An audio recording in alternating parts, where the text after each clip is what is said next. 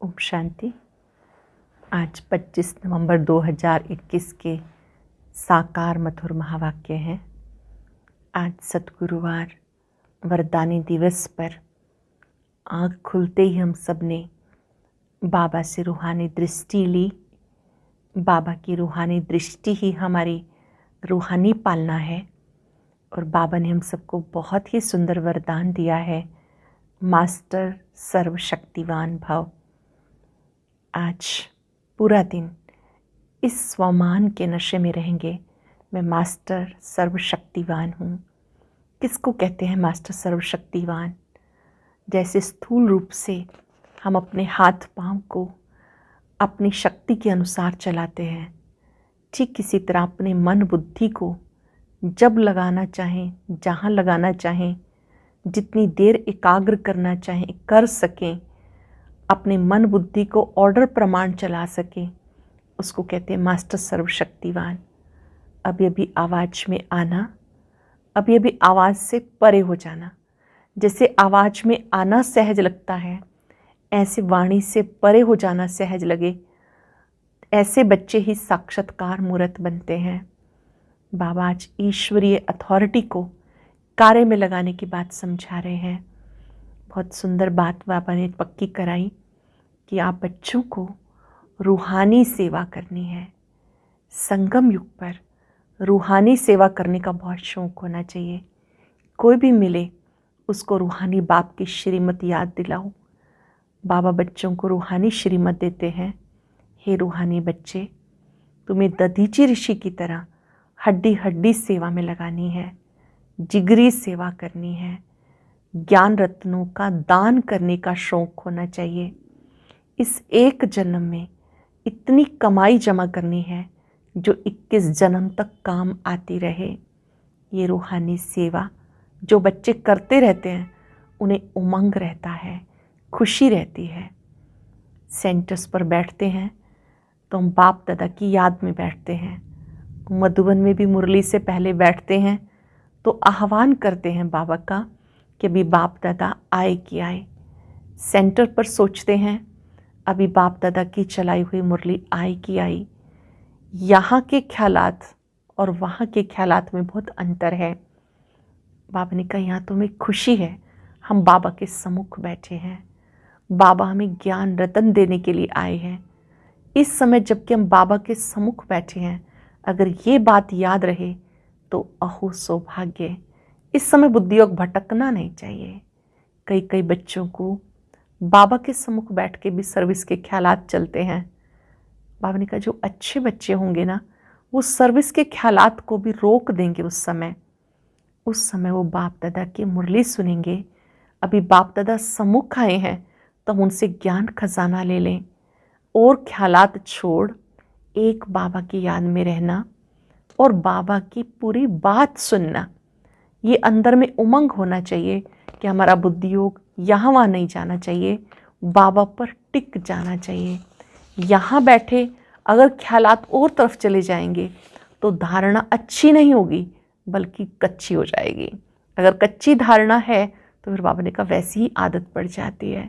रूहानी सेवा करने वाले बच्चे स्थूल रूप से भी सेवा करेंगे।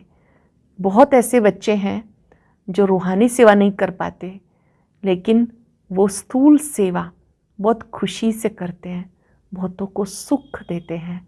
जैसे भोजन प्यार से बनाना, भोजन खिलाना, ये बाबा कहते स्थूल सेवा, ये भी बहुत अच्छी सेवा है। इस सेवा को करते हुए भी फिर बाबा ये भी देखते हैं कि इन बच्चों में चलते चलते देहाभिमान तो नहीं आ गया। अगर देहाभिमान आ जाता है तो बड़ों का रिगार्ड नहीं रखते हैं। बड़ों का रिगार्ड रखना है, महारथियों का रिगार्ड रखना है। हाँ, कोई कोई छोटे होते हैं, बुद्धि अच्छी है तो महारथी उनका रिगार्ड रखते हैं। बाबा बच्चों को सेवा के साथ साथ मैनर्स भी सिखा रहे हैं कि आप बच्चों को बड़ों का रिगार्ड ज़रूर रखना है, जरा भी देहाभिमान ना आए। बाबा की याद की इतनी प्रैक्टिस करनी है कि हम बाबा के सम्मुख बैठे हैं। अहो भाग्य मुझ आत्मा का कि मैं बाबा के सम्मुख हूँ। अब सुनते हैं मुरली विस्तार से राजयोगिनी। बड़ी दीदी से। ओम शांति। वरदानों को महसूस करते हुए बाबा के मधुर वाक्य सुनेंगे। बाबा कहते, मीठे बच्चे, अपनी तकदीर ऊंच बनानी है।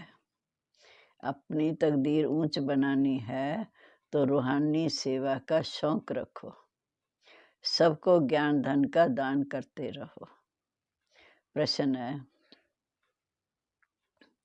रूहानी बाप ऐसे कौन सी श्रीमत देते हैं जो आज तक किसी मनुष्य ने नहीं दी? रूहानी बाप ऐसी कौन सी श्रीमत देते हैं जो आज तक किसी मनुष्य ने नहीं दी? बाबा कहते, हे रूहानी बच्चे, तुम रूहानी सेवा में दधीची ऋषि की तरह हड्डियां दो।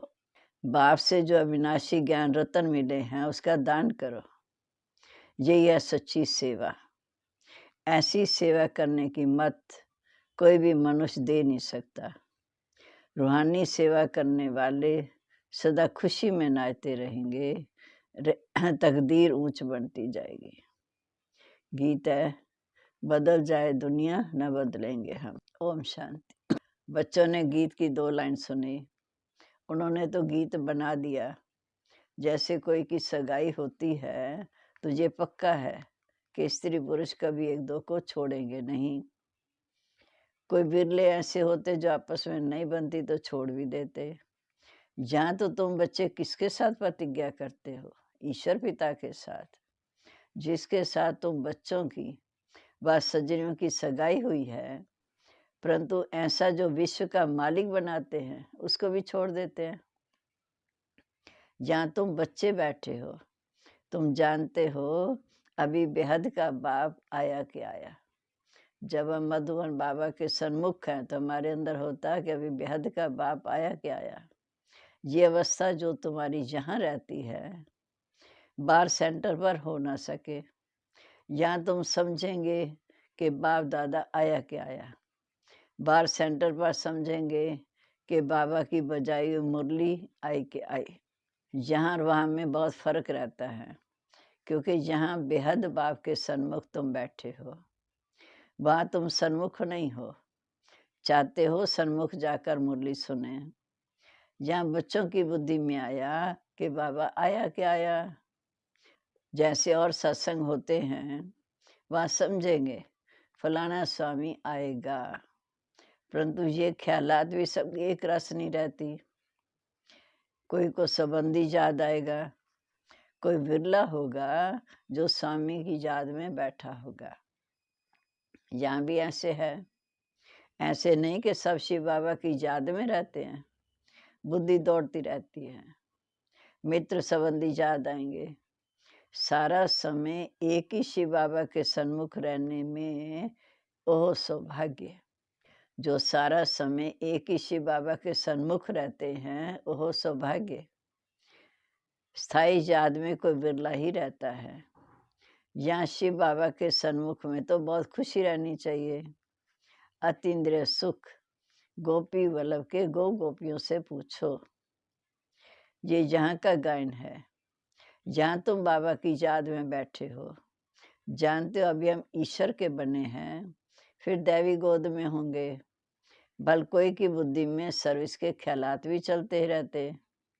इस चित्र में भल कोई की बुद्धि में सर्विस के ख्यालात भी चलते रहते, परंतु अच्छे बच्चे जो होंगे वो समझेंगे अभी तो हम बाप से ही सुनते हैं और कोई संकल्प आने नहीं देंगे।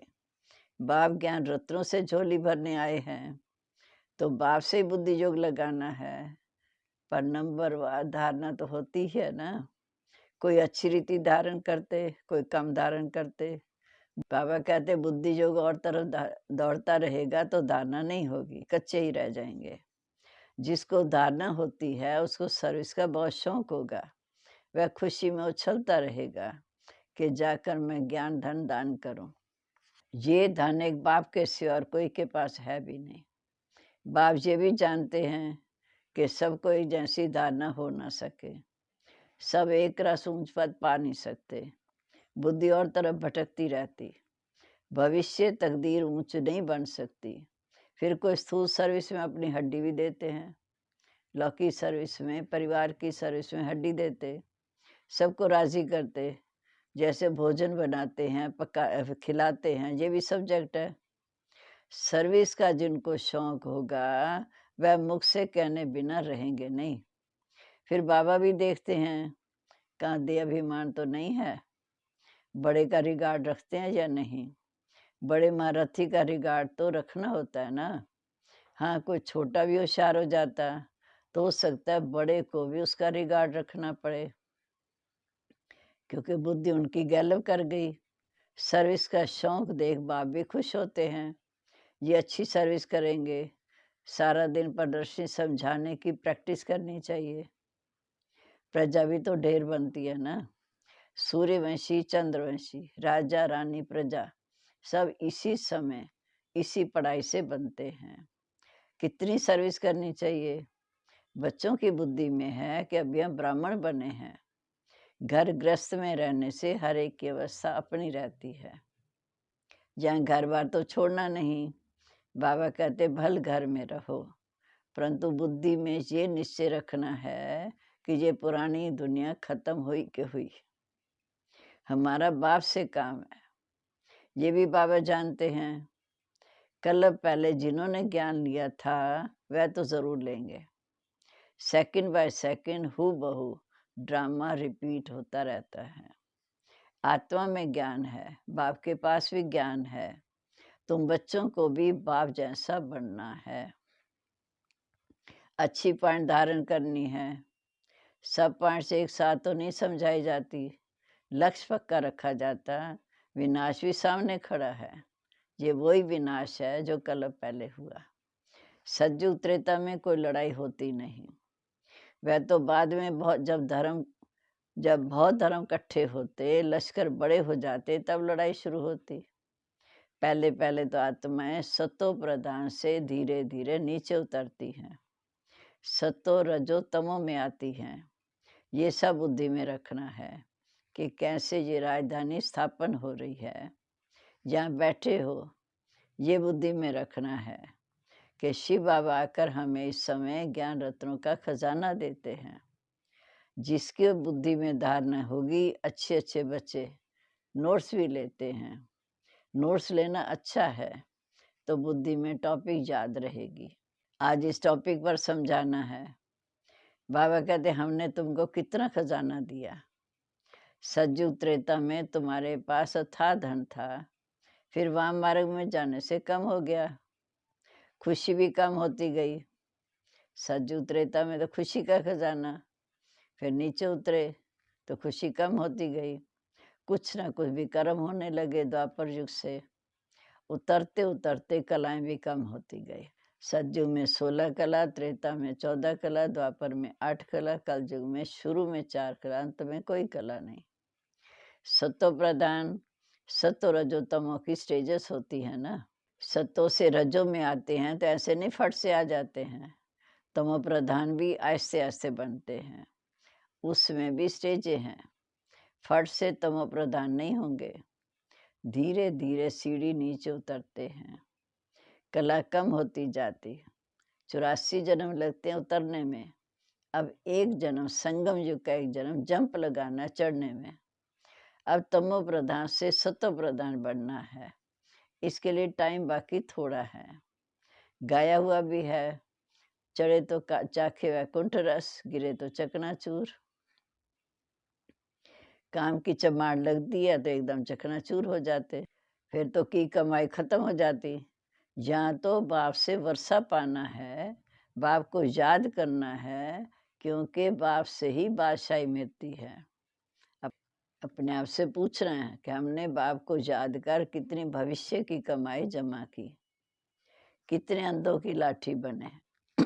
घर घर में पैगाम देना है कि ये पुरानी दुनिया बदल रही है। बाप आए हैं नई दुनिया के लिए, राजयोग सिखा रहे हैं। सीढ़ी में दिखाया है, ये बनाने में मेहनत तो लगती है ना, सीढ़ी का चित्र बनाने में मेहनत लगती है। सारा दिन ख्यालात चलता रहता कि ऐसा सहज बनाएं जो सब सहज समझ जाए। फिर भी सारी दुनिया तो सतयुग में आएगी नहीं, देवी देवता धर्म वाले ही आएंगे। तुम्हारी सर्विस तो बहुत चलनी है। तुम जानते हो हमारा क्लास कब तक चलेगा? बाबा कहते हमारा क्लास कब तक चलेगा? आखिर तो परिवर्तन होगा। समझते हैं जब अंत होगा तब सबका सदगति दाता आएगा। फिर जो हमारे चेले हैं उनकी गति हो जाएगी, फिर हम भी जाकर ज्योति ज्योत समा जाएंगे। परंतु बाबा कहते हैं ऐसा नहीं है। तुम जानते हो हम अमर बाप द्वारा सच्ची अमर कथा सुन रहे हैं, तो अमर बाबा जो कहते हैं वो मानना चाहिए ना। अमर बाबा जो कहते हैं, जो श्रीमत देते हैं, मानना चाहिए। सिर्फ कहते हैं मुझे याद करो और पवित्र बनो, नहीं तो बहुत सजाएं खानी पड़ेंगी, पद भी कम मिलेगा। सर्विस में मेहनत करनी है। जैसे दधीची ऋषि का मिसाल है कि हड्डियां भी सर्विस में दे दी। अपने शरीर का भी ख्याल ना करके सर्विस में रहना है, इसको कहा जाता है हड्डी सर्विस। दूसरी है रूहानी हड्डी सर्विस। रूहानी सर्विस वाले रूहानी नॉलेज ही सुनाते रहेंगे, ज्ञान धन दान करते रहेंगे, नाचते रहेंगे। दुनिया में जो मनुष्य सर्विस करते हैं वो जिस्मानी शास्त्र बैठ सुनाते हैं, वह कोई रूहानी सर्विस नहीं है। रूहानी सर्विस सिर्फ बाप ही सिखाते हैं। स्पिरिचुअल बाप आकर स्पिरिचुअल बच्चों को, आत्माओं को सन्मुख बैठ पढ़ाते हैं। तुम अब तैयारी कर रहे हो, सज्जू नई दुनिया में जाने के लिए। वहाँ तुमसे कोई विक्रम नहीं होगा, वो है राम राज्य। वहाँ होते संख्या में बहुत कम, वह थोड़े ही आकर पड़ेंगे। अभी तो राम राज्य में सब दुखी हैं। ये सारी नॉलेज तुम्हारी बुद्धि में है। बाप कहते मीठे बच्चे, ये अंतिम जन्म पवित्र बनो तो पवित्र दुनिया के मालिक बनेंगे। ये नॉलेज कोई के पास नहीं है। कहेंगे सीढ़ी में और धर्मों का समाचार कहाँ है? वह भी इस गोले में सब लगा हुआ है। ये नई दुनिया, वह नई दुनिया में आते ही नहीं है। उनको शांति मिलती है, वह शांति धाम में रहते हैं, उन्हें शांति मिलती है। भारतवासी स्वर्ग में थे, भारत में बाप आकर राजयोग सिखाते हैं, इसलिए भारत का प्राचीन राजयोग सबको पसंद है। इस चित्र से खुद ही समझ जाएंगे कि बराबर नई दुनिया में सिर्फ भारत ही था।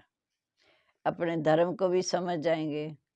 जैसे क्राइस्ट आया क्रिश्चियन धर्म स्थापन करने, इस समय वह भी बेघर रूम में है। क्राइस्ट भी समय बेघर रूम में है। ये रचता और रचना की कितनी बड़ी नॉलेज है। तुम कह सकते हो हमको किसी के पैसे की दरकार नहीं है, पैसा हम क्या करेंगे? तुम ये ज्ञान सुनो दूसरों को सुनाने के लिए। ये चित्र आदि छपाओ, इन चित्रों से ही काम लेना है। हाल बनाओ कहाँ ये नॉलेज सुनाई जाए, बाकी हम पैसा लेकर क्या करेंगे? तुम्हारे घर का कल्याण होना है, तुम सिर्फ प्रबंध करो, बहुत आकर सुनेंगे, उनकी दुआएं मिलेंगी। रचता और रचना की नॉलेज तो बड़ी अच्छी है, ये तो मनुष्यों को समझानी है।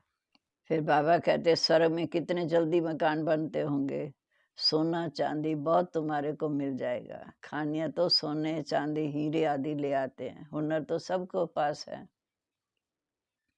जो हुनर इस समय सीख रहे हैं वह सज्जू में काम आएगा। यहाँ सीखने वाले वहाँ दूसरे जन्म ले काम में आएंगे। उस समय सारी नई दुनिया हो जाती, रावण राज्य खत्म हो जाता, 5 तत्व भी कायदे मुजब सर्विस में रहते हैं, स्वर्ग बन जाता। सबसे अच्छी बात है कि बाप से बहुत लाभ होना चाहिए। बाप जो फुरना देते हैं उसको धारण करना है और दूसरों को भी दान देना है। जितना दान देंगे उतनी दुआएं मिलेगी, इकट्ठा होता जाएगा। सर्विस तो बहुत ढेर हो सकती है, कोई करते हैं दिन प्रतिदिन उन्नति को पाना है, अपनी भी उन्नति करनी है। अच्छा, मीठे मीठे सिके लदे बच्चों प्रीत, माता पिता बाप दादा का याद प्यार, गुड मॉर्निंग। रूहानी बाप की रूहानी बच्चों को नमस्ते। रूहानी बच्चों की रूहानी बाप दादा को नमस्ते। नमस्ते बाबा, गुड मॉर्निंग। बहुत बहुत शुक्रिया। धारणा के लिए मुख्य सार। पहली पॉइंट, आपस में एक दो का रिगार्ड रखना है, सर्विस का बहुत बहुत शौक रखना है, ज्ञान रत्नों से अपनी झोली भरकर फिर उसको दान करना है। दूसरा, एक बाप से ही सुनने का संकल्प रखना है, दूसरे ख्यालातों में बुद्धि को भटकाना नहीं है। अब आज का वरदान, ईश्वरीय अथॉरिटी द्वारा संकल्प व बुद्धि को आर्डर पर मान चलाने वाले मास्टर सर्वशक्तिवान भव। ईश्वरीय अथॉरिटी द्वारा संकल्प व बुद्धि को आर्डर पर मान चलाने वाले मास्टर सर्वशक्तिवान भव। जैसे स्थूल हाथ पांव को बिल्कुल सहज रीति जहाँ चाहते वहाँ चलाते हो और कर्म में लगाते हो, वैसे संकल्प बुद्धि को जहाँ चाहो वहाँ लगा सकते हो। इसे कहते हैं ईश्वरीय अथॉरिटी। जैसे वाणी में आना सहज है, वैसे वाणी से परे जाना भी इतना ही सहज हो। इसी अभ्यास से साक्षात्कार मूर्त बनेंगे। तब इस अभ्यास को सहज और निरंतर बनाओ, तब कहेंगे मास्टर सर्वशक्तिवान। स्लोगन है, सो स्थिति शक्तिशाली हो तो परिस्थिति उसके आगे कुछ भी नहीं। सो स्थिति शक्तिशाली हो तो परिस्थिति उसके आगे कुछ भी नहीं। ओम शांति। आज की अव्यक्त मुरली जरूर सुने। उसके लिए ऊपर दिए गए बॉक्स को टच करें।